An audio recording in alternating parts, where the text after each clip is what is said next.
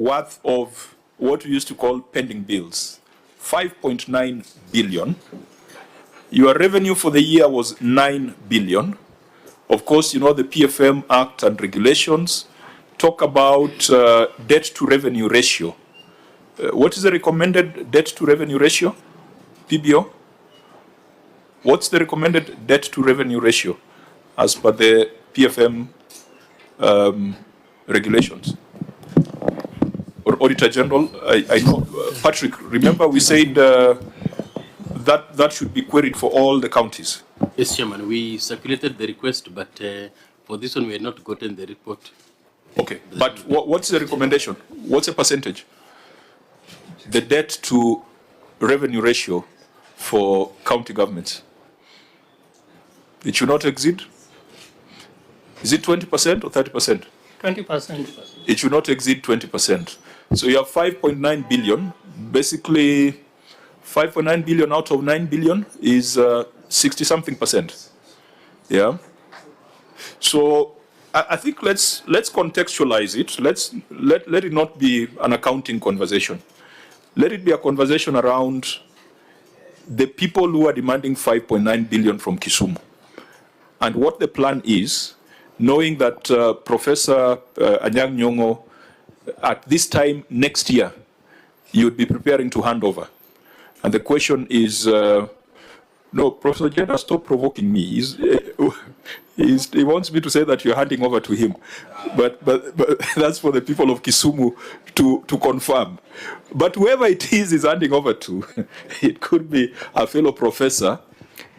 Are you planning to hand over 5.9 billion debt to the next administration? What is the plan? Because these responses, whatever is on paper, is just accounting speak. Let's speak to the real matter. You close that year with 5.9 billion as debt. Whether it's legal, whether it's legal fees, whether it's 1 year old or 3 year old or 10 year old. But after 10 years of being in office, would you be handing over 5.9 billion as unpaid debt to the next administration? Chair, as the Prof Chair prepares to respond to your question, the Chair will request that you find me, because the question that you're asking, to me, speaks to management response to the query. I thought today we are dealing with implementation status. Where are we after the query was raised and after we made recommendations? Perhaps maybe it's not even 5.9 billion, it could be 2 billion. It could even be 20 billion. You know, where are we? Implementation status. Chair, through you. Yeah, just to buttress that, by the way, our standard recommendation on pending bills is usually more detailed than what you have put there as recommendations by OAG. It is so long, it's almost 2 pages. That's why I didn't ask the clerk to read it, but we might want to read it. We might want to read it so that it now prompts the entity to address each of those specific recommendations. Professor Jenda.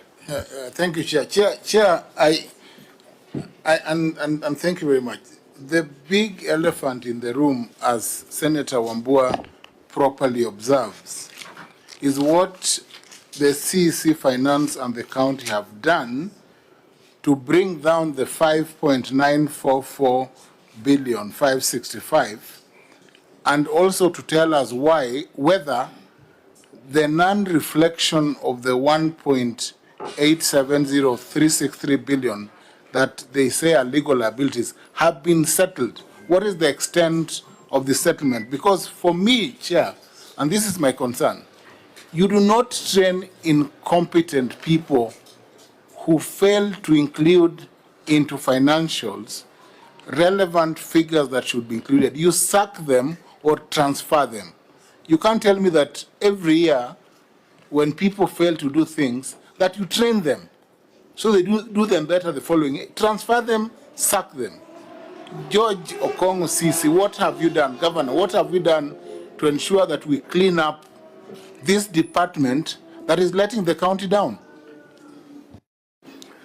Okay, so Very direct questions. Clerk, how long is our recommendation on pending bills? So that, because that recommendation was communicated to the county and it had specific issues which should tie to what Senator Wambua and Senator Ojienda are asking. Because we gave recommendations on, what should be paid immediately, what requires a payment plan, etc., etc. Clerks, do you have it?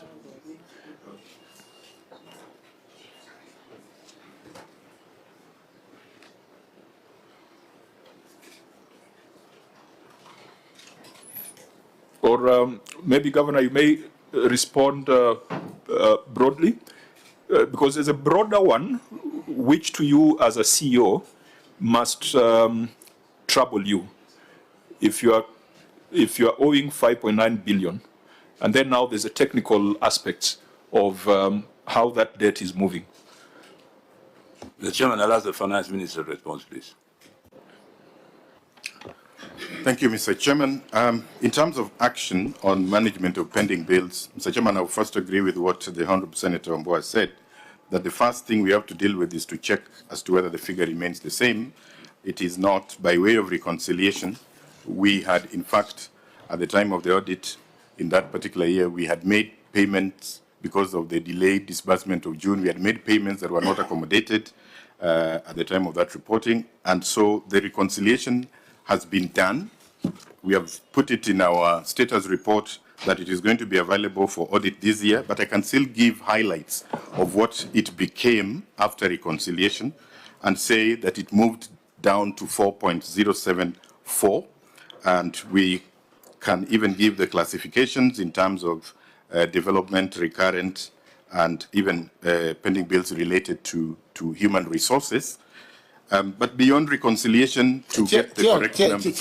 Chair, please. Okay, just wait a minute. Chair, Professor. the Governor, can we have a schedule of those who have been paid? Tell us who has been paid since then, the 1.2 billion. Because there are people in Kisumu County who are about to commit suicide because they've not been paid. Chair. Senator Wambua? And Chair, you may want to tell the professor who is senator to cool it down, Professor. But you know this. Wait. I am on the phone. Order.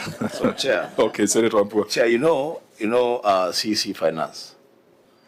Please, I request that you don't throw figures at us. Yes.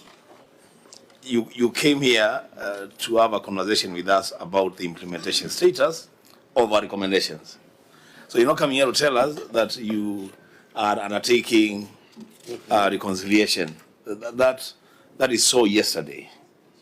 We want it on record. As the professor is asking, where is the schedule of the people that you are paid? Where is the schedule of the people that have not been paid? Where is the schedule of the people that you think you should not even pay? I mean, something I expected better from Kisumu. Please. Okay, we stopped you in your tracks when you're explaining something. Clerks, do you have the recommendations ready? Okay, then I'll call upon you shortly. Senator Cherargei, okay, your mic is off. You can proceed, CC. I just wanted, because I just walked in when he was talking about 1.2 billion. In fact, the governor, the implementation status is from the answer that you have given. We are not even sure how much is being owed in Kisumu in terms of the trade payables on who are paid, what should happen, how much has been paid, because I can see the response you have given us on implementation more realities, because you have not even including asset management. So my only concern is how much as up to date, the year under review, is being owed. The OAG has said it's 5.9 billion plus. Your CC has said there's 1.2 billion plus proof. So we take that one with a pinch of salt. Then and this issue of schedules and reconciliation statements. So it means, how did you pay without having this schedule and reconciliation status of 1.2 billion? So we must be told. And in terms of aging analysis, at which period? Is it over 3 years, within 2 years, under 1 year? That reconciliation is not there. So what are you paying? But point of information, Chair, the Senator for Nandi, don't even hang on that 1.2. It's nowhere. You know, it's just a figure that has been thrown at us. It's no I think record of it. let's be factual. So maybe it would benefit the professor and his team to listen to the detailed recommendation we made on that matter, because that is what we expect you to respond to. Clerk? Yes, Chairman. The committee made the following recommendations. 1, payables due for more than 365 days be considered indicative of poor financial management, and the county executive must provide an actionable plan to the COB within 90 days of the adoption of the report. 2, all county governments must prioritize the payment of verified pending bills owed to staff deductions, including KRA, NSSF, NITA, and pension funds within 90 days of the payables becoming due, as this constitutes a first charge. 3, the ESCC to investigate pending bills, particularly those owed to staff and statutory bodies, to establish whether funds due were retrieved from the county revenue fund, and if so, how they were utilized, with a view to recommending prosecution of liable persons. 4, the COB is directed to consider a county's efforts to clear inherited pending bills as a key factor when approving exchequer releases, and should not approve releases for subsequent quarters where an approved payment plan is not being adhered to. 5, that all county governments pay verified pending bills amounting to less than 1 billion by end of this financial year, and those above 1 billion by the end of the financial year 26-27. The committee further recommended that pursuant to provisions of Regulation 41, 2, and 3 of the Public Finance Management, County Government Regulations 2015, county governments prepare and submit to the Control of Budget a payment plan prioritizing payment of pending bills as a first charge on the County Revenue Fund, failure to which the subsequent quarter releases will not be done. 2, the Control of Budget takes into consideration the efforts made by a county government to clear inherited pending bills when approving exchequer releases. 3, county governments shall only pay pending bills contained in their respective procurement plans pursuant to Regulation 52 and 3 of the Public Finance Management County Government Regulations. 4, supplementary budgets for county governments are prepared in the third quarter to curb instances of arbitrary reallocations out of the approved budget estimates. 5, county government, in consultation with the Control of Budget, to provide a budget for completion of all existing projects and that initiation of new projects to cease until completion of the existing projects. The last one, county governments shall conduct public participation while formulating supplementary budgets, failure to which the COB shall not approve supplementary budgets, and the COB and the Senate will monitor compliance and apply sanctions if payment plans are not honored. That was all, Chair. Okay. They sound fairly generic because we didn't have an opportunity for Kisumu to appear before us before we made those recommendations. We would have gone further and made recommendations around aging, because the auditor has indicated that the age of this debt is not clear. But the thing that recurs in that recommendation is a payment plan. Payment plan to be, shared with the Control of Budget, and it ties to what we are asking. Do you have a payment plan? Have you submitted it to the Control of Budget? And as per that payment plan, to what extent has this debt reduced or increased? Yeah. On behalf of the Governor, thank you, Mr. Chairman. Let me just take on the questions in the specific way you put them. First of all, the disclosure of the pending bills in terms of aging under 1 year, 1 to 2 years, 2 to 3 years, and over 3 years has been made, and it is public. It is actually on the County Government of Kisumu website. the numbers are there. It is public information, and we can probably submit as we can provide it now, but we are required by the Kenya Devolution Support Program 2, as participating counties in KDSP 2, to disclose our pending bills and put it public on the website, and we've done exactly that. No, my request Why is that information not available here? The place where you're supposed to put it is here, in the financial statement. Why? Not the website. If you have that information, why you keep it? It is not here. And the Auditor General queried it. You know, these senators have some experience now in looking at that particular note. And we know there's some detail that we usually find there which is missing. So I think it is not enough to tell us it's on the website.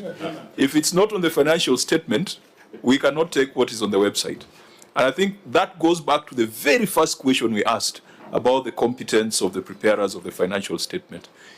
If you have it, maybe someone can just produce it so that we see whether it explains implementation of a payment plan.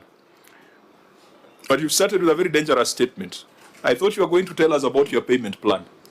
Chair, again, how many Kisumu people can access the website? Because most of these counties, if you look at the website, it's not even there. Yeah. So since you don't take us that route, it's going to lead you into problems. Let's go to, do you have a payment plan? Yes. Can if it is on the website and there's a payment plan, can he adjourn and print it if it is actually there?